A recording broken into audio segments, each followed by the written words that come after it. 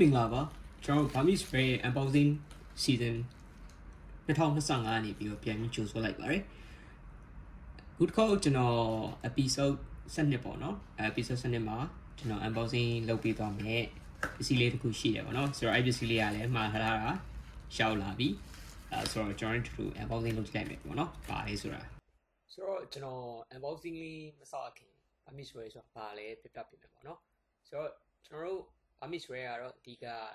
ကျွန်တော်တို့ဒီဘောလုံးနဲ့ပတ်သက်တဲ့အမှတ်တရပစ္စည်းရောင်းတာပေါ့နော်ဆိုတော့အဲ့လိုပစ္စည်းတွေထဲမှာကျွန်တော်တို့ဘောလုံးသမားတွေစိုင်းထိုးထားတဲ့ဂျာစီတွေရှိမယ်တပ်ပုံတွေရှိမယ်ပြီးတော့ကျွန်တော် limited edition set တွေပေါ့နော်ဆိုတော့ limited edition set တွေဆိုမှ set တွေမှာလည်းအဲ့လိုအင်ကြီးတွေတခြားပစ္စည်းတွေအားရှိမယ်ပေါ့နော်ပြီးသွားရင်ဒီပွဲစဉ်တွေနဲ့ပတ်သက်တဲ့လက်မှတ်တွေတချို့ပွဲစဉ်တွေအတွက်တကူကျွန်တော်တို့ရှေ့ကနေဝယ်လို့ရတာမျိုးတွေရှိမယ်ပြီးသွားရင်ကျွန်တော်တို့ meet and greet event တွေအတွက် ticket တွေကိုကျွန်တော်တို့ရှေ့ကနေဝယ်လို့ရတာမျိုးတွေရှိမယ်ပေါ့နော်ဆိုတော့ကျွန်တော်တို့ဒီ page မှာလည်းကျွန်တော်တို့ install ရနိုင်တဲ့ပစ္စည်းတွေရော pre-order လုပ်လို့ရတဲ့ပစ္စည်းတွေရောအများအား update ဖြစ်အောင်တင်ပေးနေရဲဆိုတော့ဒီထပ်ပြီးတော့တည်ကျင်တာတွေမှာကျင်တာတွေရှိလို့ရှိရင်လည်းဒီကျွန်တော် Burmese Spray ရဲ့ Facebook Messenger ကနေတစ်စင်းဆက်သွယ်ဆောင်မေးမြန်းနိုင်ပါတယ်ပေါ့နော်ဆိုတော့ okay အဲ့ဒါဆိုရင်ကျွန်တော်တို့ခုတစ်ခါ episode 12မှာကျွန်တော် unboxing လုပ်မယ့်ပစ္စည်းကဘာလဲဆိုတာကိုကျွန်တော်တို့သွားပြီးတော့ကြည့်ရအောင်ပေါ့နော်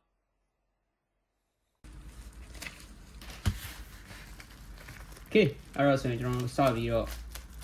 ဘာလဲဆိုတာမျိုး unboxing လုပ်လိုက်ရအောင်ပေါ့နော်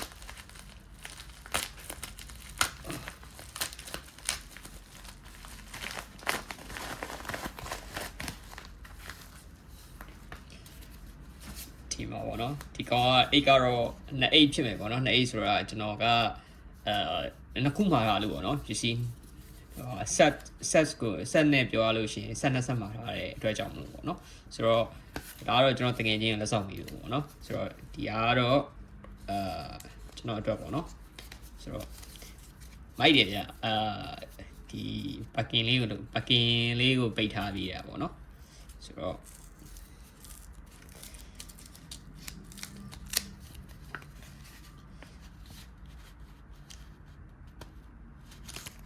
sticker တွေပဲဖြစ်ပါတယ်ပေါ့နော် sticker တွေထဲမှာကျွန်တော်တို့ Manchester United ရဲ့ဒီ sticker တွေပေါ့နော် sticker တွေဒီ sticker ရောင်းနေရှိရာကကြတော့ကျွန်တော်တို့ just don't it ဆိုတဲ့ page ကပေါ့နော်ဆိုတော့အဲ့ page ကတော့ဘောလုံးနဲ့ပတ်သက်တဲ့အဲ့လိုမီမီတွေကာတွန်းတွေဆွဲတာကိုအရင်ကသဘောကျတယ်ပေါ့နော်သဘောကျတယ်သူတို့လွန်ခဲ့တဲ့ရက်ပိုင်းမှာဒီလိုမျိုး sticker လေးထုတ်ပြီးရောင်းတာတွေ့ရတယ်ကျွန်တော်မှားလိုက်တာပေါ့နော်ဆိုတော့ဒါတော့ထုံးစံတိုင်းကျွန်တော်တို့ရဲ့ trademark လို့ပြောလို့ရတယ်တရေနီရဲ့ပုံပေါ့နော်ရှိမယ်ဒါတော့ကျွန်တော်တို့ရဲ့အခုလက်ရှိဒီရာဒီဝယ်ထားတဲ့ကစားသမားတွေတဲမှာအကောင်းဆုံးလို့ပြောလို့ရတဲ့အမ်ပူမိုရဲ့ပုံပေါ့နော်အမ်ပူမိုပုံရှိမယ်ဒီကောင်ကတော့ကျွန်တော်လီဇန်နိုမာတီနက်စ်သူကတော့ဒီဒိုင်ယာကနေပြီးတော့ပြန်တက်တာလာပြီဆိုတော့မကြခင်ကွင်းထဲမှာပြန်ပြီးတွေ့ရဖို့မျှော်လင့်နေပေါ့နော်ပြီးရင်ကျွန်တော်တို့ဒီမှာ red db ဆိုတဲ့ဟာရှိမယ်ပြီးသွားရင်ကျွန်တော်ခုနကပြောတဲ့ဒီ just don't in ပေါ့နော်သူတို့ရှိတဲ့ဟာရှိမယ်ဒါကတော့ကျွန်တော်တို့ရဲ့အနည်းပြကြီး amorin ပေါ့နော် amorin ရှိမယ်ဒါကတော့ကျွန်တော်တို့ရဲ့ခန်းစစ်ကြောက်ဆောင်ဒီမကွာရပါပေါ့နော် Harry မကွာရပါဒီကောင်ကကြတော့ Bruno Fernandes ပေါ့နော် Bruno Fernandes ရဲ့ပုံ Bruno Fernandes ရဲ့ပုံလောက်ထားတာရှိဘူးဒါကတော့ကျွန်တော်တို့ရဲ့ဆောင်းပုတ် Glory Man United ပေါ့နော်မိုက်ပါတယ် quality လေးတွေကတော်တော်လေးကို sticker ဆိုပေမဲ့လေတော်တော်ထူပြီးတော့တော်တော်ကောင်းနေပြောရမယ်ပေါ့နော်Casemiro Sesko ကျွန်တော်ရဲ့အရှိတည်ငြိမ်ဆုံး